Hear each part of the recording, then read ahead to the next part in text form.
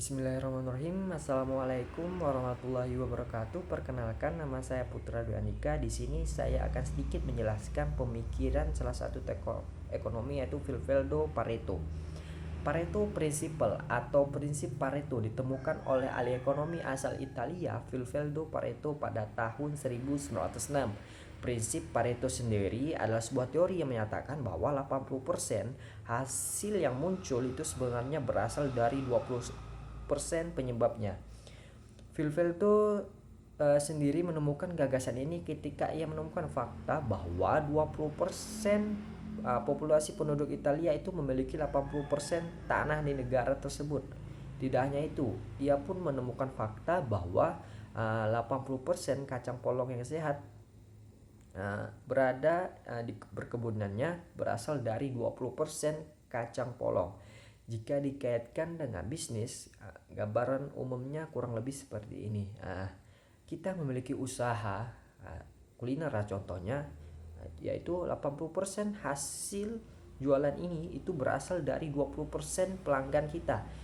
Jadi jika disimpulkan, lebih baik ini kita memfokuskan 20% ini kepada pelanggan kita supaya untung yang kita dapatkan akan lebih maksimal.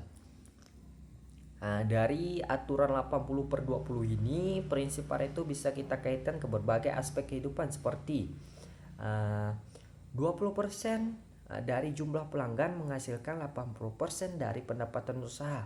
Lalu 80% keluhan pelanggan itu berasal dari 20% produk atau layanan bisnis kita. 20% waktu yang kita pakai setiap hari itu berkolerasi terhadap 80% hasil produktivitas kita. Prinsip Pareto adalah sesuatu yang penting bagi kita. Meskipun demikian, perlu diingat nih, jika prinsip ini bukanlah ilmu pasti alam yang nilainya selalu seperti itu dan tidak dapat diubah sama sekali. Sebab ia hanyalah prinsip, bukan sebuah hukum. Fungsinya, sekali lagi, adalah untuk menjelaskan apabila hampir seluruh hal yang ada di dunia ini tidak terdistribusi secara merata. Satu tidak selalu berarti satu, dua tidak selalu berarti dua.